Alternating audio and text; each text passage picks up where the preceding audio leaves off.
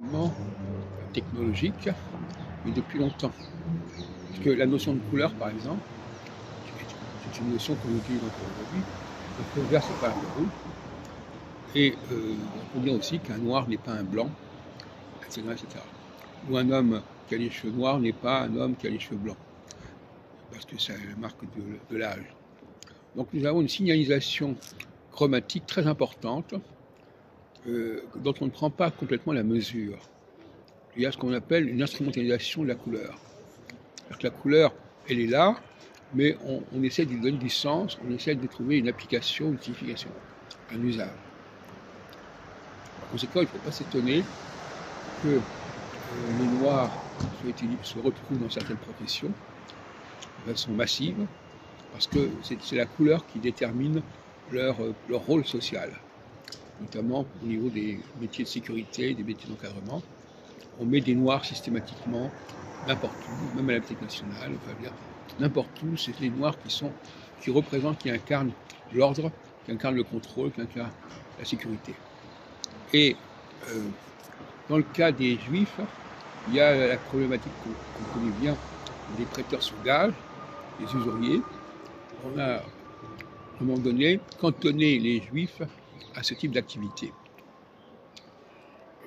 Alors les juifs, on les reconnaissait probablement parce qu'ils s'habillaient autrement, parce qu'ils s'habillaient différemment. Dès qu'on se distingue physiquement et donc par la couleur aussi, eh bien il faut s'attendre à ce que l'on soit classé et exploité de façon différente. Et on sait très bien aussi que le racisme et l'antisémitisme sont en partie liés à ces questions-là. Le racisme, qu'est-ce que c'est que le racisme? Parce qu'il y a par exemple des gens qui recrutent des noirs, est-ce qu'ils sont racistes? De toute manière, ils les accueillent, ils les recrutent. Donc le racisme, c'est quelque chose d'extrêmement ambigu. Quelqu'un qui utilise uniquement des gens de couleur pour faire un certain travail, est-ce qu'il est raciste? On va dire le raciste, c'est celui qui refuse les gens, mais aussi celui qui les recrute. C'est assez complexe, c'est assez tordu comme situation. De même que les juifs avaient certainement une façon, dans leur habillement, qui faisait qu'on les reconnaissait, sans parler de la question des toiles jaunes, des armoires, etc.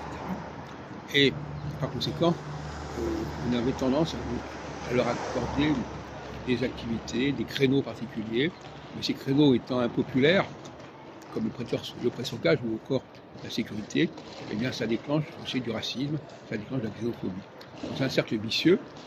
On choisit les gens pour faire un certain type de travail, et ce travail n'étant pas spécialement apprécié, eh bien ça déclenche de l'antisémitisme, ça déclenche du racisme, etc. Et pour la question des femmes et des hommes, c'est également la même chose. Il y a une signalisation particulière au niveau de la visibilité distincte, et ça donne aussi lieu à des métiers spécifiques aux femmes, comme ça a été souvent le cas par exemple pour les secrétaires. Et donc on voit bien que la visibilité, l'apparence, qu'elle soit physique ou qu'elle soit au niveau de l'habillement, parce que les femmes continuent à s'habiller pendant longtemps différemment des hommes, tout cela déclenche des formes de ségrégation.